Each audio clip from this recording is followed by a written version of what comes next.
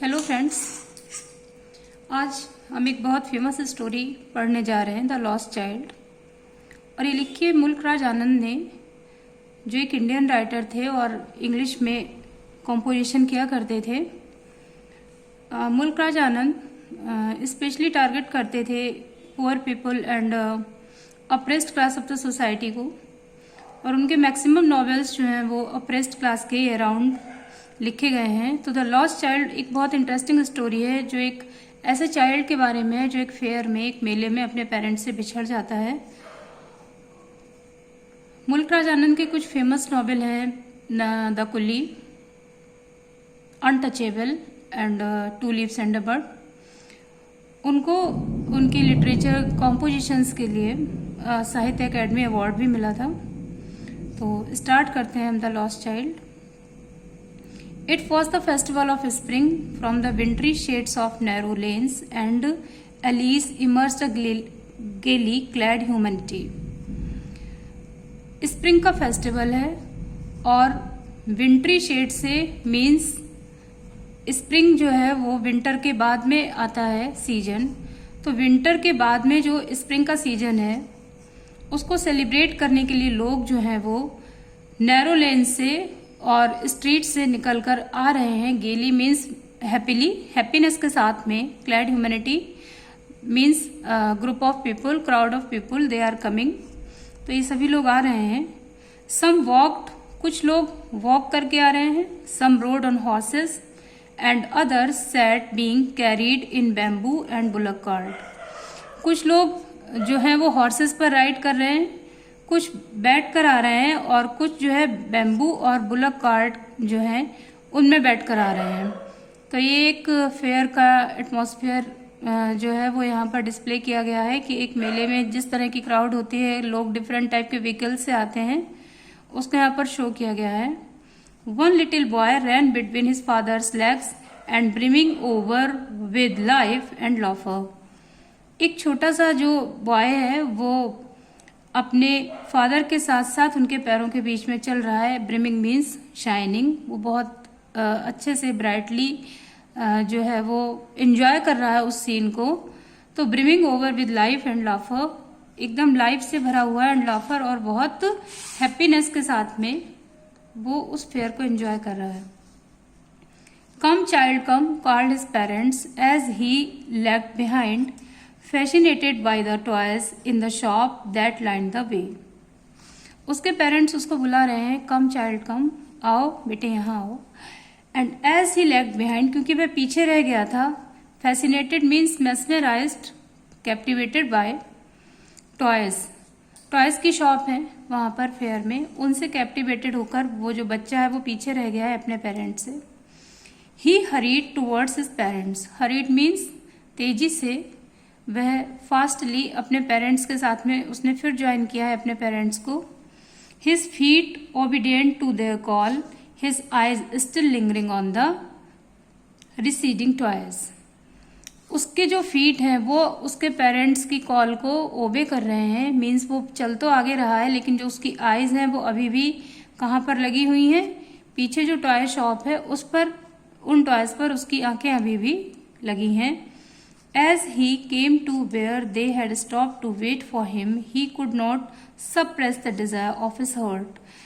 जैसे ही वह आगे आया जहां पर उसके पेरेंट्स उसका वेट करने के लिए रुके, उसने अपने दिल में दबी हुई डिजायर को, अपनी विश को और ज्यादा सप्रेस नहीं कर पाया, प्रेशराइज नहीं कर पाया अपनी विश को। और उसने क्या कहा, even though he well knew the old cold stare of refusal in their eyes. हालांकि वह अच्छी तरह से जानता था कि वही पुराना और पैसिव आंसर आएगा रिफ्यूजल का, मना करने का उसके पेरेंट्स की तरफ से। I want that toy, he pleaded, उसने कहा कि मुझे वो टॉय चाहिए। His father looked at him red eyed, red eyed means with anger, anger के साथ में उसके फादर ने उसकी तरफ देखा। In his familiar tyrant way, यह उनका पुराना एक टायरेंट का, एक डिक्टेटर का वे था अपने बेटी की तरफ देखने का। His mother melted by the free spirit of the day was tender and giving him her finger to hold. उसकी जो माँ है वो melted by the free spirit of the day, वो उस डे को एंजॉय कर रही हैं और थोड़ी सी टेंडर यानी सॉफ्ट हार्टेड हैं, मदर ऑफन सॉफ्ट हार्टेड होती हैं। And giving her finger to hold, उन्होंने अपनी जो फिंगर है अपने बेटे को दी है पकड़ने के लिए। एंड सेड, और कहा, look child what is before you, देखो देखो बेटे क्या है तुम्हारे सामने। उन्होंने उसके अटेंशन को डाइवर्ट करने की कोशिश की है मदर ने, बिकॉज वो जानती हैं कि उसके जो फादर हैं वो उसके लिए टॉय परचेज नहीं करेंगे।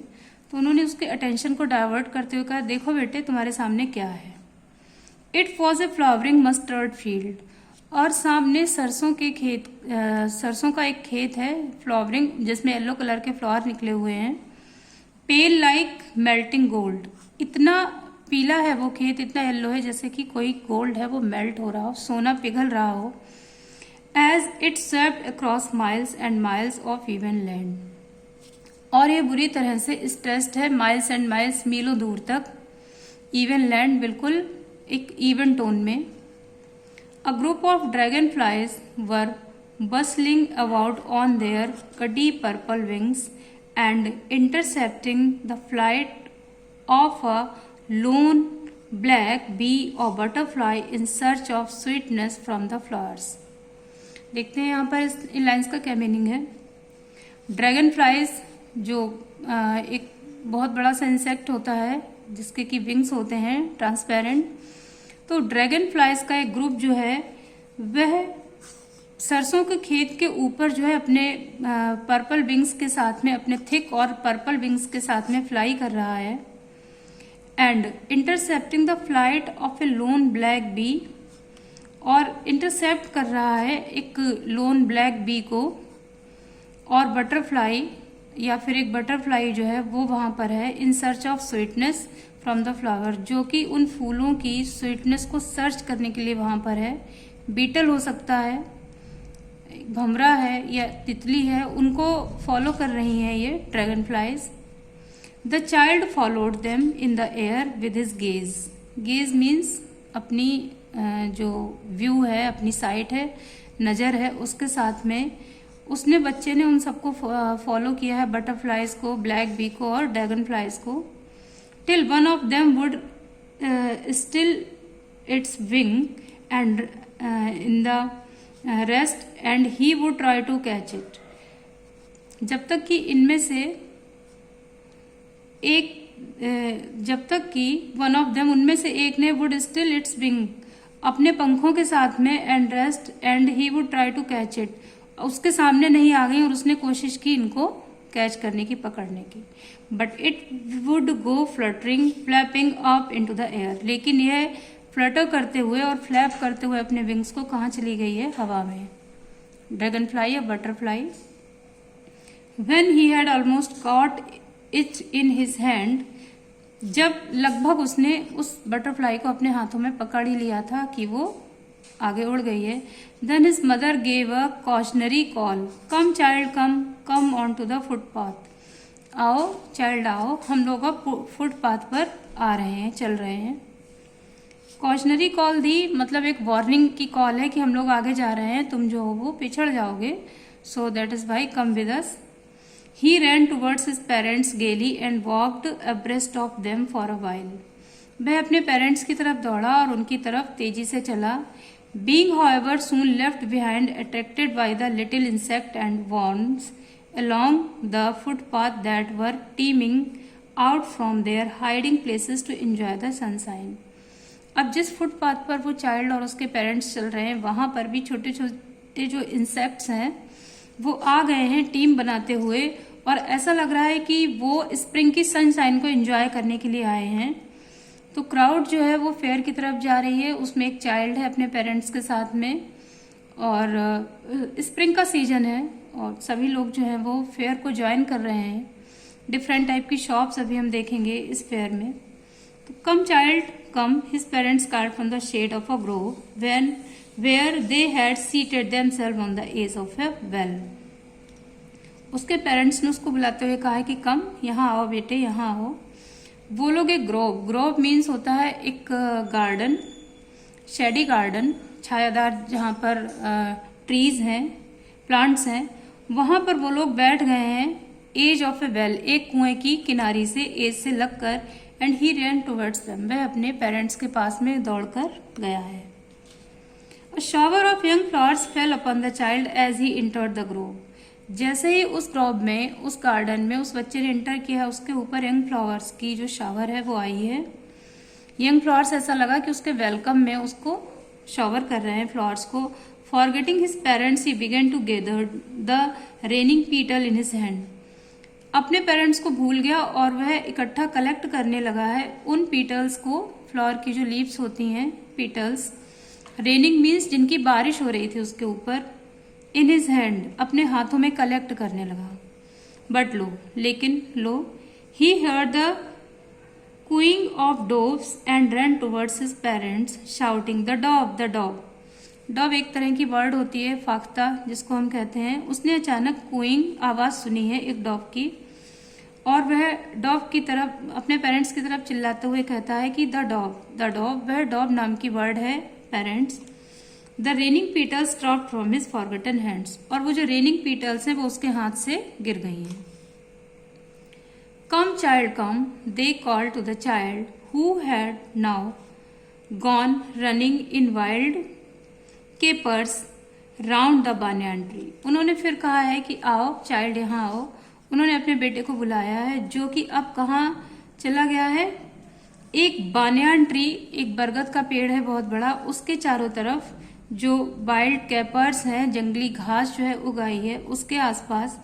And gathering him up they took the narrow winding footpath which lead to the fair through the mustard field. और उसके बाद में उसके पेरेंट्स जो हैं वो जा रहे हैं एक नैरो वाइंडिंग फुटपाथ से, जो कि कहाँ लेट कर रहा है ये रास्ता, ये वे कहाँ जा रहा है, उस फेयर की तरफ, उस मेले की तरफ, जो कि मस्टर्ड फील्ड से होकर जाता है। दोनों तरफ मस्टर्ड फील्ड हैं, सरसों के खेत हैं, और वहां से एक जो नैरो रास्ता है, एक नैरो लेन है, वो जा रही है उस फेयर की तरफ, जहाँ की क्राउड ऑफ ह्यूमैनिटी, बहुत सारे लोग जो हैं वो इकट्ठे हुए हैं, और उसी में एक बच्चा भी है जो अपने पेरेंट्स के साथ में वहाँ पर जा रहा है। तो we have to read this text between the lines, and tomorrow you will see explanation of this page. So be connected and be ready with your pen and notebook for tomorrow. Bye bye.